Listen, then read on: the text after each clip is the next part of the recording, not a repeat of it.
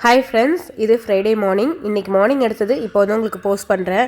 So ஒரு 5:55க்கெல்லாம் வந்து video எடுக்க ஸ்டார்ட் பண்ணிட்டேன். எனக்கு வந்து கையில் வாளி தூக்கி தண்ணி தெளிக்க முடியாது. அதனால் இங்கே வந்து வாஷிங் மிஷினுக்கு ஒரு ப்ரொவிஷன் வச்சுருந்தேன். அதுலேயே ஒரு பைப் லைன் வந்து கனெக்ட் பண்ணி இங்கேருந்தே வாசல் வந்து தெளிச்சிடுவேன்.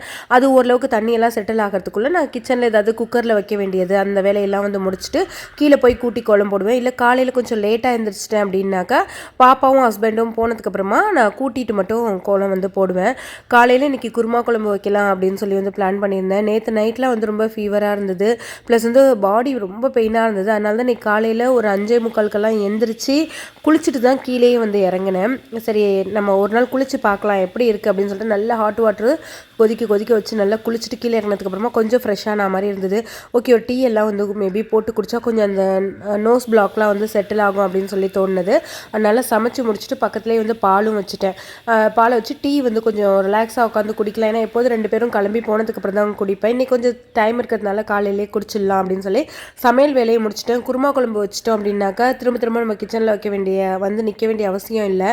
அதனால் சப்பாத்தி கூட போட்டுக்கலாம் அப்படின்னு சொல்லிட்டு, ஏன்னா இன்றைக்கி வந்து ஊருக்கு கிளம்புற வேலையுமே வந்து இருக்குது. அதனால் நம்ம பேக் பண்ணணும், மற்ற வேலையெல்லாம் இருக்கும் அப்படின்னு சொல்லிட்டு டீயை போட்டு குடிச்சிட்டு அவங்க 2 பேரும் கிளம்புனதுக்கப்புறமா ஷூ ரேக்லாம் எப்போதுமே இந்த மாதிரி க்ளீன் பண்ணிடுறது. என்னை சுற்றி கன்ஸ்ட்ரக்ஷன் நடக்கிறதுனால வந்து பார்த்திங்கனாக்கா அவ்வளோ டஸ்ட் ஆகும்.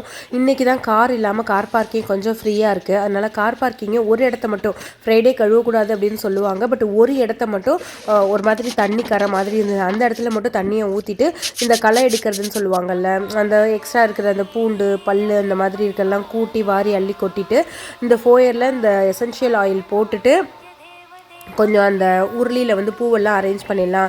இது எல்லா நாளும் பண்ணுறது கிடையாது. வெள்ளிக்கிழமை அப்படி இல்லைனாக்கா செவ்வாய்க்கிழமை மட்டும் தண்ணி மாற்றிட்டு அந்த பூ உருளியில் கலர் பூ இருந்ததுன்னா ரொம்ப நல்லாயிருக்கும். எனக்கு வந்து இந்த பூ தான் கிடச்சிது. அதனால் பூவெல்லாம் அரேஞ்ச் பண்ணிவிட்டு இங்கே வந்து தீபத்தை ஏற்றி வச்சுட்டு மாடிக்கு வந்து போயிட்டு விளக்கேற்றிட்டோம் அப்படின்னாக்கா காலையில் எல்லா வேலையும் முடிஞ்சிடுது. அதுக்கப்புறமா ஒரு சின்னதாக ரெஸ்ட் எடுத்துகிட்டு அதுக்கப்புறமா நான் வந்து பேக் பண்ணுறது, கொஞ்சம் வந்து கிளாத்ஸ் எல்லாம் வந்து வாஷ் பண்ண வேண்டியதெல்லாம் இருக்குது, அதெல்லாம் வந்து பண்ணுறது, அதெல்லாம் வந்து பண்ணிப்பேன். ஸோ காலையில் குளிச்சுட்டு வேலை முடித்தா எப்படி இருக்குது அப்படின்னு சொல்லி பார்க்கணும் தான் நினச்சிட்டு இருந்தேன். ரொம்ப நல்லா இருந்தது. நான் எப்போது ஃப்ரைடேனா ஈவினிங் தான் ஏதாவது பிரசாதம் வச்சு விளக்கேற்றுறது உண்டு. பட் இன்றைக்கி காலையிலே செஞ்சேன். வீடே பார்க்குறப்ப அப்படி வந்து ஒரு டிவைன் ஃபீலாக வந்துருந்தது.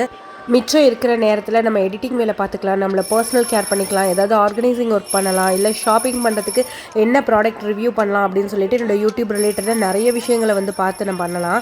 ஸோ அதனால் காலையில் எழுந்திரிச்சிட்டோம் அப்படின்னாக்கா அந்த டேவே நமக்கு ரொம்ப லாங்காக இருக்கும், நம்ம ரொம்ப பிஸியாக இருக்கிற மாதிரி தெரியாது. ஸோ உங்களுக்கு சில பேருக்கு கஷ்டமாக இருந்ததுன்னா ஒரு நாள் ட்ரை பண்ணி பாருங்கள்.